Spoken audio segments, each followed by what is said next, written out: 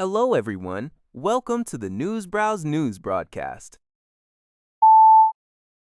Italy's Foreign Minister Antonio Tajani announced on Tuesday that Italy has summoned Russia's ambassador, Alexei Paramanov, to the Ministry of Foreign Affairs. This action was taken in response to extremely serious and offensive remarks made by Russian television presenter Vladimir Solovyov, who directed insults at Italian Prime Minister Giorgia Meloni. According to Italian media reports, Solovyov allegedly called Meloni a disgrace to the human race, a wild beast, a certified idiot, and a nasty little woman in Italian, and later described her as a fascist creature who betrayed her electors and Donald Trump in Russian. The Italian Foreign Ministry formally protested these remarks. Even opposition parties in Italy condemned the presenter's comments. Prime Minister Meloni responded on X, stating that such caricatures would not change their course and that their compass remains the interest of Italy. Relations between Rome and Moscow have been strained due to Meloni's strong support for Ukraine and her worsening relationship with Donald Trump following her defense of Pope Leo XIII against Trump's verbal attacks. This incident underscores the ongoing diplomatic tensions between the two nations. JG Press. The United Nations Food and Agriculture Organization, FAO, has issued a stark warning that a prolonged war in Iran, coupled with the blockage of the Strait of Hormuz, could lead to a global agri-foods catastrophe.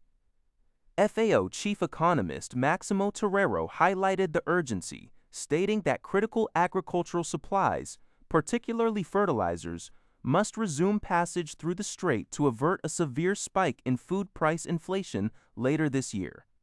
The organization cautioned that the conflict's impact could mirror the consequences of the COVID-19 pandemic, affecting input supplies and potentially leading to reduced crop yields and famine, especially in developing countries. Mike von Massaw, a food economist at the University of Guelph, noted that a significant portion of global fertilizer trade, especially nitrogen-based fertilizers derived from natural gas, relies on passage through the Strait of Hormuz. Restrictions on these supplies could significantly impact planting seasons and food production worldwide. While North American farmers might have some buffer due to pre-booking supplies, global price increases are expected to eventually affect Canadian consumers who are already facing rising food costs. The United Kingdom has enacted a landmark law, reported by Al Jazeera, that will prohibit anyone born after 2008 from ever purchasing tobacco products. This legislation, approved by the House of Lords, aims to create the UK's first smoke-free generation and significantly improve public health.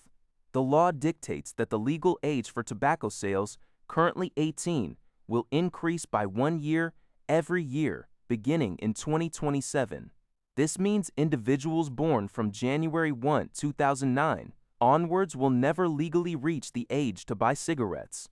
Health advocates have lauded the bill as a major public health intervention, estimating it could prevent millions of cases of serious illness and save billions in healthcare costs annually.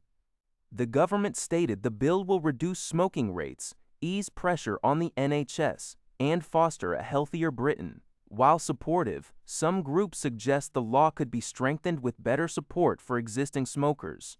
The tobacco and vape industries have expressed concerns, with some industry figures emphasizing the need for clear education on the relative risks of vaping versus smoking.